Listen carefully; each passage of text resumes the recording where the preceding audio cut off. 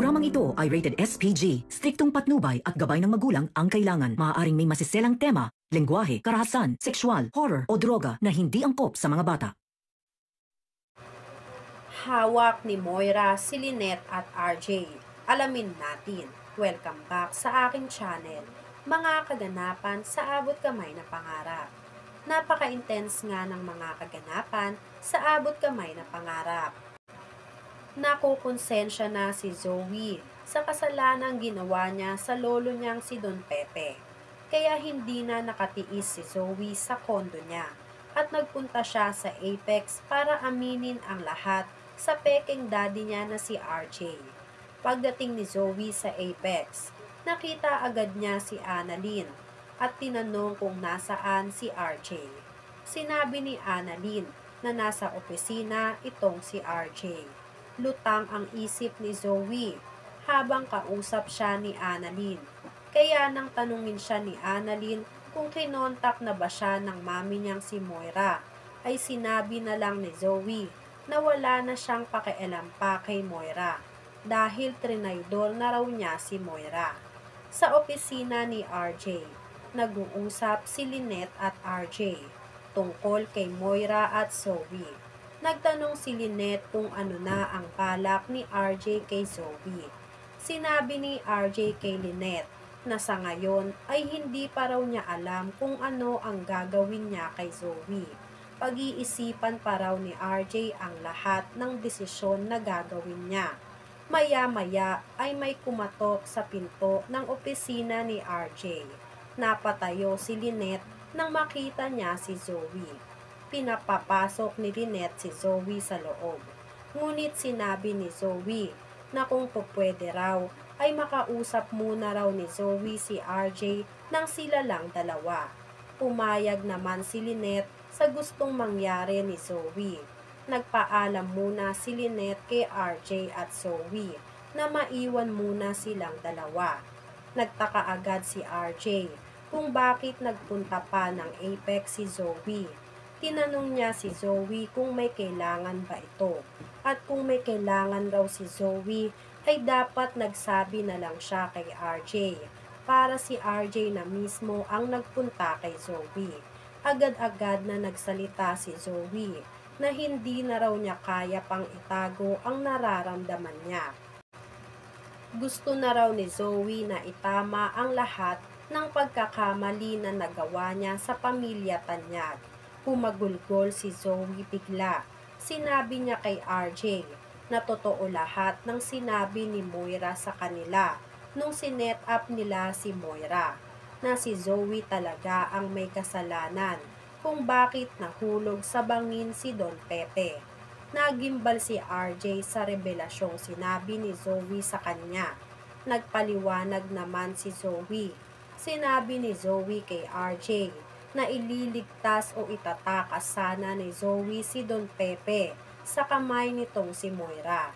Ang kaso raw ay nakaalis na sila sa pinagtataguan kay Don Pepe ay pinagbantaan raw ni Don Pepe si Zoe na sasabihin kila RJ ang totoo na si Doc Carlos ang ama ni Zoe. Kaya bigla na lang raw nagbago ang isip ni Zoe na pakawalan si Don Pepe. At ang tungkol raw sa pagkahulog sa bangin ni Don Pepe ay hindi raw sinasadya yon ni Zoe. Dahil nung mga oras na yon ay naghihilahan lang sila ni Don Pepe. At sa hindi sinasadya ay nahulog si Don Pepe sa bangin. Gulat na gulat ang reaksyon ni RJ. Halos pinagsakluban ng langit at lupa si RJ sa lahat ng nalaman niya.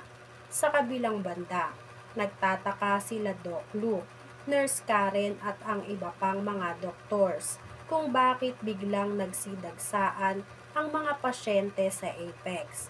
Isa pa ay wala silang makausap na matino para sa endorsement ng mga pasyenteng pinasok sa ospital. Sinubukan nilang kausapin ang isang lalaki na nag-aalalay sa mga pasyente, ngunit nagmamadali lang ito na lumabas at ayaw magbigay ng kahit na anong impormasyon. Kinakabahan sila Doc Luke at nagkakatinginan na lang sila sa mga nangyayari. Hindi nila alam kung bakit bigla na lang nagsidagsaan ang mga pasyente sa Apex at bakit puro lalaki pa ang pasyente nila. Maya-maya ay nagsagawa na ng plano ang mga tauhan ni Moira na pinadala niya sa Apex. Inumpisahan na nilang i-hostage lahat ng tao sa Apex. Sinimulan nila sa gwardya ng Apex. Pinadapa nila ang gwardya.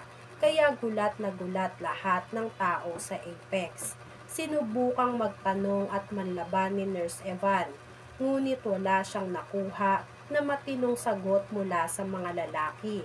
Bagkus ay nasaktan pa si Nurse Evan ng mga tauhan ni Moira. Nabalot ng takot ang buong Apex. Hindi na nila alam kung paano sila makakatakas sa kamay ng mga armadong lalaki. Nakarating na sa mga kapulisan ang hostage taking na nangyayari ngayon sa Apex Medical Hospital. Pinuntahan agad ng mga pulis ang Apex para siguraduhin na ligtas lahat ng tao sa loob ng ospital. Maya-maya ay tumawag nga itong si Annalyn kay Doc Ray para sabihin ang nangyayari ngayon sa ospital. Sinabi ni Annalyn o tinanong ni Annalyn si Doc Ray kung alam na ba ni Doc Ray ang nangyayari ngayon sa ospital. Hinostage daw lahat ng nurse at doktor sa loob nito. Sinabi ni Doc Ray na sila rin siguro ang mga tao na nag-hostage o nag-hijack sa ambulansya ng Apex. Kaya sinabi nga nitong si Doc Ray na papunta na siya ngayon sa Apex para tignan kung ano ang nangyari. Na-report na rin raw nitong si Doc Ray ang nangyayari sa Apex. Sinabi ni Annalyn na papunta na rin siya sa Apex para tignan kung ano rin ang nangyayari. Galing raw kasi itong si Annalyn sa restaurant na nakita nila ni Doc Kim na nandoon itong si Moira. Ngunit bigo nga si Annalyn na makita si Moira. Kasabay ng pagdating ng mga pulis ang pagdating nitong si Annalyn. Nakita agad ni Annalyn si Doc Ray. Agad na nagtanong si Annalyn kung sino-sino ang mga taong naiwan sa loob ng Apex Hospital. Sinabi agad ni Doc Ray na nasa loob itong si Lynette, RJ at Zoe, pati na rin ang iba pa nilang mga doktor at nurses. Natakot bigla si Annalyn. Naisip ni Annalyn na baka tauhan ni Moira ang pinadala nito at ito ay naghihiganti lang sa kanila dahil nakatakas na naman nga muli si Moira sa kamay ng mga pulis. Malalaman kaya nila na si Moira ang nagplano ng lahat para i-hostage lahat ng tao sa Apex? Yan nga ang mga kaganapan at mga dapat nating abangan dito sa Abot Kamay na Pangarap. Kung gusto nyo pa ng mga ganitong klaseng video ay mag-subscribe at i-like itong video na to. Maraming salamat po. I got you!